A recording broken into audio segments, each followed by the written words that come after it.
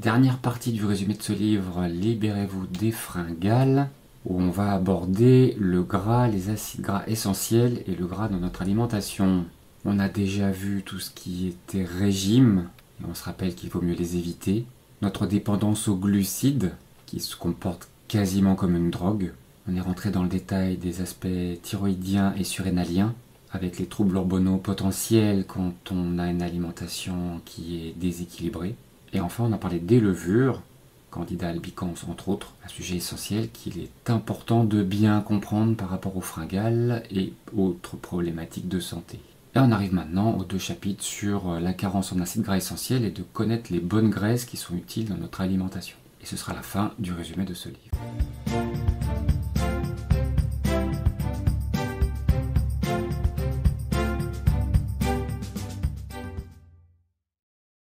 Alors voilà, on insiste encore en disant que le gras n'est pas l'ennemi. Et dans notre inconscient, on a toujours peur que ça fasse grossir. Et il est temps de surmonter cette phobie et de s'assurer qu'on mange suffisamment de bonnes graisses. Alors quelle part de gras dans notre alimentation pourrait-on avoir? Est-ce que ce ne serait que 10% comme dans les régimes pauvres en gras?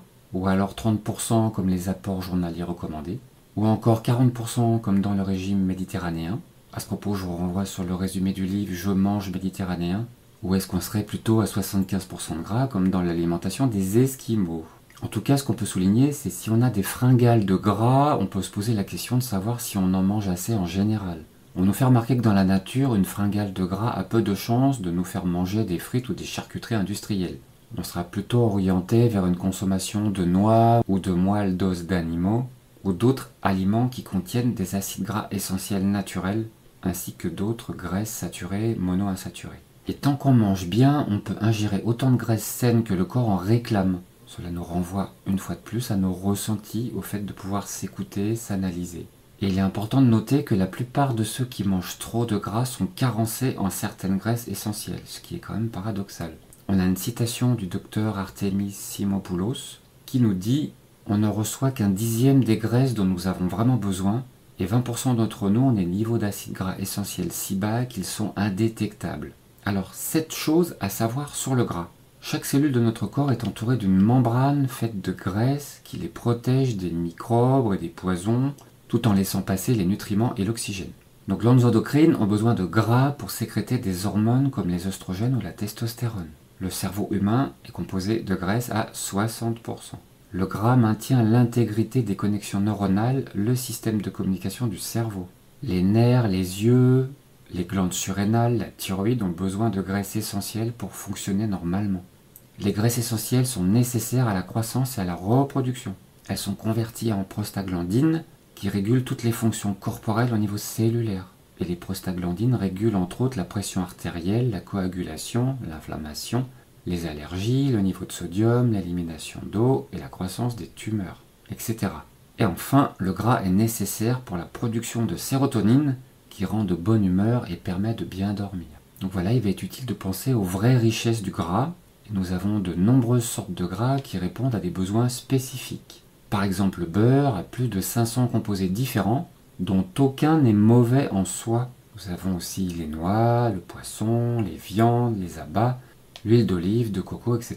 qui sont sources de très bonnes graisses. Et on va bien noter que si on absorbe des graisses issues de fritures et ou industriellement transformées, cela aura pour conséquence de limiter l'absorption des bonnes graisses. Bien sûr, nous avons la famille des oméga 3 qui est essentielle et dont l'apport doit être de 1/3 à 1/2 de nos apports en graisse. On insiste là encore pour manger des œufs de poule le plus sauvage possible, c'est-à-dire s'alimentant le plus possible de milieux naturels, des petits vers, des insectes, etc. Puis nous avons les oméga 6, bien sûr, qui sont importantes, ça sera le reste des apports. Il nous faut donc régulièrement ces 2 catégories, oméga 3, oméga 6, et elles doivent représenter de 4 à 8% des apports caloriques. Et si on en manque, on pourra avoir des problèmes d'équilibre hormonal au niveau de la peau, du système immunitaire, des yeux, des surrénales, de la thyroïde, le fonctionnement cérébral en général, des problèmes de calcul biliaire, de cholestérol et bien d'autres troubles de santé. Puis on nous parle des oméga et du poids. On notera un sujet intéressant, entre autres les oméga 3 augmentent le métabolisme, ce qui signifie qu'on va brûler plus de calories. Il sera aussi plus diurétique et donc on va limiter la rétention d'eau. Tout ça pour dire que si on n'en manque pas, on aura tendance à ne pas prendre de poids. Et à l'inverse, si on en manque, ça pourrait être une cause de prise de poids. Puis elle nous parle un peu de génétique. Nous sommes tous différents et nos origines peuvent aussi avoir une influence sur notre absorption du gras et nos besoins spécifiques. Par exemple, si on est d'origine scandinave, d'Indiens d'Amérique des zones côtières, ou encore d'origine celte, irlandais, écossais ou gallois, on pourrait avoir un besoin spécifique plus orienté vers des huiles de poisson. Et à l'inverse, si on n'est pas d'origine côtière, on peut être amené à synthétiser plus facilement nos acides gras essentiels à partir du lin, des noix et de certains légumes verts. Un petit paragraphe sur l'alcoolisme, la dépression et les acides gras. Elle nous dit que la dépression et les envies d'alcool sont souvent améliorées par des apports de DHA, cet acide gras essentiel. Alors quelles sont les causes potentielles de carence en gras? Puis il y a déjà tout simplement les régimes pauvres en graisse. Et ajouter dans notre alimentation de bonnes graisses permettra sans doute d'atteindre la satiété et la satisfaction tout en mangeant moins. Deux critères très importants. Sentir que l'on a assez mangé et être satisfait de notre repas. Une autre cause de carence sont le trop de glucides et les carences en bons gras. Donc si on apporte trop de glucides, on pourra stocker sous forme de graisse cet apport surnuméraire et cela représentera la majorité des triglycérides en excès. Et dans les causes de carence, nous pouvons aussi avoir un excès en oméga 6. On est souvent en 20 fois trop d'apport en oméga 6 par rapport aux oméga 3. Et ça sera une des causes essentielles de déclenchement de fringales de gras. Alors comment digérons-nous les graisses? On notera bien que si après avoir mangé des aliments gras, on a la sensation d'avoir trop mangé, si on est nauséeux ou si on a la peau grasse, on a probablement une mauvaise digestion des graisses. La digestion des graisses étant facilitée par un certain type d'enzymes, comme la lipase fabriquée par le foie, qui va aider à la décomposition des graisses. Et donc on devra retrouver la capacité à en produire si on est déficient de ce genre d'enzymes. Et ça sera de concert avec notre amélioration de la santé en général. Attention aussi à la santé de notre foie et notre vésicule biliaire pour la bonne digestion des graisses. Un petit paragraphe sur les graisses et les parasites microbiens. Elle nous parle par exemple de Blastocystis hominis, ce parasite qui peut nous faire augmenter notre appétit en source de gras. Puis nous arrivons au chapitre connaître les bonnes graisses.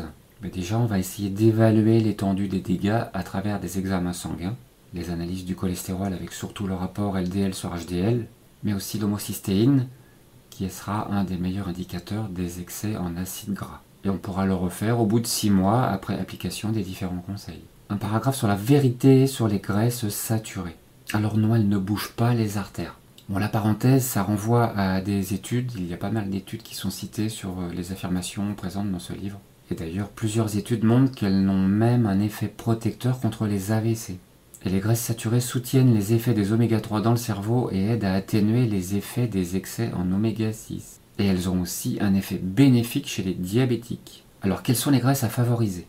Eh bien déjà dans le beurre, nous avons la vitamine A, la vitamine D et la vitamine E. L'huile de coco sera aussi une source de très bons apports. Je vous renvoie vers le résumé de mon livre, le guide de l'huile de coco à cette occasion. Et pour la cuisson, on retiendra plutôt l'huile de coco, la graisse de canard, le saindoux et l'huile d'olive. Alors quelles sont les graisses à éviter?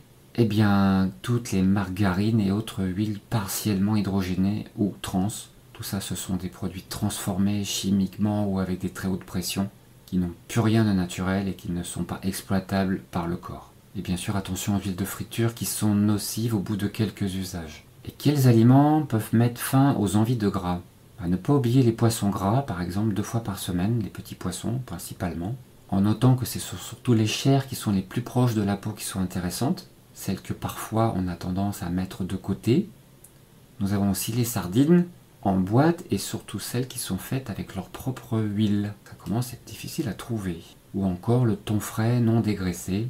Et dans les sources d'oméga 3, donc on n'oubliera pas les viandes rouges, les légumes verts à feuilles sombres. Puis un paragraphe sur les compléments contre les envies de gras. On va retrouver les huiles de poisson avec leurs constituants EPA, DHA.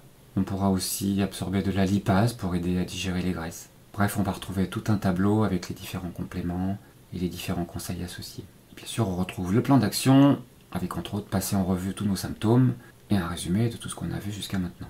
Puis nous avons le chapitre sur vos compléments alimentaires. Donc là, ça sera constitué de beaucoup de compléments au début. En tout cas, c'est par rapport au programme fait dans leur clinique. Et elle insiste sur les compléments du genre multivitamines, multiminéraux. Le chapitre suivant, ce sont les meilleurs aliments pour nous. Et elle démarre en disant qu'il est dangereux de manger trop peu. Méfiance aussi côté végétarien avec la tendance à absorber trop de glucides. Et elle nous dit que si on ne mange pas du tout d'œufs et aucun produit animal, on risque d'avoir une alimentation trop restrictive en protéines pour la plupart d'entre nous. Donc on se rappelle ici aussi le petit côté génétique dont on parlait tout à l'heure. Certains végétariens s'en sortent très bien, développent une grande force, peuvent être super sportifs, etc. Mais à chaque fois, c'est chaque individu qui a sa propre réponse par rapport à tel ou tel régime. Il n'y a donc aucune démonstration que telle personne y arrive et qu'on peut y arriver nous-mêmes. Fin de la parenthèse. Un paragraphe sur l'embrouille du marketing alimentaire qui dépense des milliards de dollars pour nous faire ingurgiter différents produits et nous faire croire qu'ils sont bons. On n'en dira pas plus. Alors quels sont nos 4 plus gros problèmes? En général, on ne mange pas assez de fruits et de légumes, on ingère trop de sucre, nous avons trop de repas sautés avec des compensations délétères, et la plupart du temps, un régime déséquilibré. Puis elle va nous décrire les 6 groupes de nutriments essentiels à la vie, avec l'eau, les protéines, les graisses, les glucides et les minéraux et les vitamines. Pour ce qui est de l'eau, celle du robinet, pour elle, c'est niet. De l'eau distillée, idem. Donc là, je vous renvoie à mes vidéos aussi sur l'eau, que ce soit La nature de l'eau de Yann Oliveau, ou L'eau et la physique quantique de Marc Henry. Donc au niveau des graisses, on en a assez parlé, les oméga 3, à ne pas oublier et bien être prudent sur ces apports. Pour les protéines, nous avons 9 acides aminés essentiels sur les 22. Elle réinsiste pour tout ce qui est les apports à travers les viandes, poissons, œufs et fromages. Pour les minéraux, nous en avons 22 indispensables. Pour les vitamines, nous en avons un apport quotidien nécessaire. Et on se rappellera aussi là de la chaleur qui va en détruire une bonne partie. Et pour les glucides, ça reste la première source d'énergie pour les fonctions corporelles. C'est pas parce qu'on dit que souvent on en mange trop qu'il faut les fuir aussi, bien sûr. Alors quelles devraient être nos bonnes habitudes alimentaires? Eh bien premièrement frais et bio, et puis surtout personnalisé. La théorie c'est bien, mais rien ne remplace son écoute et ses observations. Des légumes sans modération, mais en restant à l'écoute quand même, parce que certains vont peut-être avoir du mal à tolérer beaucoup de légumes, surtout des légumes crus en cas de changement, donc on y va doucement. Elle nous dit au moins 4 portions par jour. Alors justement, elle nous dit cuit ou cru, donc préférez les fruits mûrs et les légumes crus, c'est le plus sain, mais faire tremper ou cuire peut être mieux pour certains aliments et certaines personnes. Donc dans les bonnes habitudes, on peut retrouver l'aspect fruits, si on n'a pas de problème de levure ni d'hypoglycémie réactionnelle, on peut manger 2 à 4 fruits par jour, hors des repas. À prendre en compte aussi les combinaisons alimentaires, en cas de problème, et je vous renvoie vers mon résumé du livre « Les combinaisons alimentaires et votre santé ». Et enfin, dans les bonnes habitudes, les fibres seront dans tous les cas une bonne aide, là aussi sans abuser non plus. Puis on nous parle des aliments et additifs à éviter, en commençant par l'aspartame, les boissons caféinées, qui en fait sont des stimulants et qui risquent d'épuiser nos vitamines B, biotine, vitamine C, potassium, calcium, zinc, etc. De plus, cela va fatiguer nos reins, le pancréas, le cœur, le système nerveux central, les glandes endocrines, et enfin, on va aussi acidifier le corps et entraîner un vieillissement prématuré. Elle nous renvoie vers une étude qui nous montre que plus de consommation de caféine entraîne plus de dépression chronique. Elle nous dit qu'une grande tasse de café par jour, ça suffit. On va aussi éviter les éléments frits, les huiles hydrogénées, la salade iceberg qui est très longue à digérer, mais qui est là souvent celle qu'on va trouver en sachet justement. On va éviter aussi bien sûr le glutamate de sodium, les pesticides et le micro-ondes, une étude qui nous montre que son usage entraîne une baisse de l'hémoglobine et de lymphocytes dans le sang et augmente les globules blancs. Effectivement, le système immunitaire entre en combat contre ces aliments qui n'ont plus rien de naturel, étant complètement explosés par ces micro-ondes. Et certaines études se demandent même si ça n'aide pas aussi à augmenter les maladies auto-immunes. On va aussi éviter les viandes transformées. Pour ce qui est soja, on va préférer les formes fermentées, que ce soit tempeh, tofu, miso, etc. Et bien sûr, on va éviter, limiter fortement le sucre, tout ce qui est sucre blanc, roux et j'en passe, tout ce qui est sorti des végétaux pour arriver vers des produits sucrants. Et y compris les faux produits sucrants comme l'aspartame cité au début. Alors les aliments à favoriser ou à essayer, eh bien nous aurons les légumineuses, les œufs, les poissons. Elle nous cite le pamplemousse qui peut améliorer le combat du stress. Nous avons aussi les tisanes et les plantes en fonction de la problématique, les viandes, le lait de coco, etc. Puis nous avons le chapitre vos 12 premières semaines. Eh bien la première semaine, ça sera détox. Et là, elle nous met bien en garde, attention, ça va dépendre de chacun. C'est pour ça qu'elle nous renvoie vers un petit carnet de bord qui est carrément présent dans le livre, pour nous encourager à pouvoir noter en fonction des jours et des heures les aliments que l'on consomme, les compléments que l'on va prendre, et l'état dans lequel on va se trouver, est-ce qu'on aura eu des fringales, dans quel état émotionnel on peut se sentir, quel état mental, physique, voir aussi sa température corporelle, les exercices physiques que l'on aura pu pratiquer, etc. J'aime bien voir ça bien précisé, car effectivement cela fait partie des choses assez primordiales quand on se lance dans des changements. Pas faire un petit changement vite fait et puis se dire quelques jours après, en final, qu'est-ce que ça m'a fait? Mais rentrer vraiment dans une démarche d'observation de soi-même. Personne ne viendra vous sauver avec des prescriptions extérieures sans cette démarche, en tout cas ça c'est mon avis. Puis elle nous précise aussi que la famille et les amis doivent être de notre côté quand on fait ce genre de changement. Petite précision sur la perte de poids, si on n'a plus de fringales, mais par contre pas de perte de poids, eh bien on doit se poser certaines questions. Est-ce que l'on mange assez? Toujours encore notre métabolisme de base, si on ne mange pas assez, il sera peut-être trop bas, et pour le coup on brûlera moins de calories, et on pourrait être amené à stocker le peu qu'on mange. Un paradoxe à bien intégrer. Alors si on ne perd pas de poids, peut-être qu'aussi on a pris du muscle, si on s'est remis à l'activité physique par exemple, c'est fort probable, et c'est plutôt positif, mais sur la balance, on pourra juste se dire qu'on n'a pas forcément maigri, et c'est pas forcément un problème. On devra aussi se poser la question de savoir si on prend assez de protéines, si on n'est pas dans une phase d'épuisement due à des formes de stress, et si notre activité physique est suffisante aussi. Alors il n'y a pas de conclusion générale dans ce livre. La partie référence renvoie à 120 sujets, dont pas mal d'études, et j'en arrive à mes conclusions personnelles. Rappelons-nous bien que le gras n'est pas l'ennemi. Dans pas mal de cas, si on en manque, on fonctionnera beaucoup moins bien. On pourra avoir des fringales, fonctionner au ralenti et même grossir. Et là, on se rend compte qu'on a pas mal de choses à réapprendre. Alors réhabilitons les bonnes sources de graisse, et elles sont nombreuses.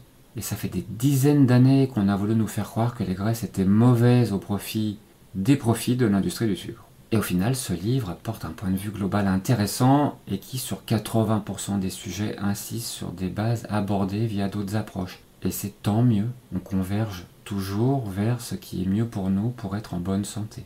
Le livre a quand même permis de se plonger un peu dans la physiologie, quelques éléments essentiels à notre bon fonctionnement. Pour moi, c'est toujours mieux de comprendre pourquoi faire comme ci ou comme ça, plutôt que d'appliquer bêtement un principe sans forcément comprendre pourquoi. Après, c'est comme tout, pas d'excès inverse. Les glucides sont utiles, surtout si on a une forte dépense physique tous les jours. Par exemple, il y a des métiers qui demandent d'avoir suffisamment d'apport glucidique, et donc on n'oubliera pas d'inclure différentes sources de bonne graisse, et là aussi sans en abuser, donc en sachant s'écouter. Et voilà, le carnet de bord, on est encouragé à avoir ce carnet de bord pour suivre nos cheminements, et ça va être fondamental dans toute démarche de progrès pour ne pas perdre le fil, pour progresser, continuer, s'améliorer, etc. Et elle insiste bien pour dire que pas mal de choses dépendent de chacun, alors au besoin, ne pas hésiter à se faire accompagner. Et voilà ce qui termine le résumé de ce livre. Une fois n'est pas coutume, n'oubliez pas un petit like, un petit commentaire, même très simple. Cela aide à propager toutes ces idées un peu nouvelles et différentes pour faire en sorte qu'un maximum d'entre nous commence à améliorer sa santé par ses propres compréhensions.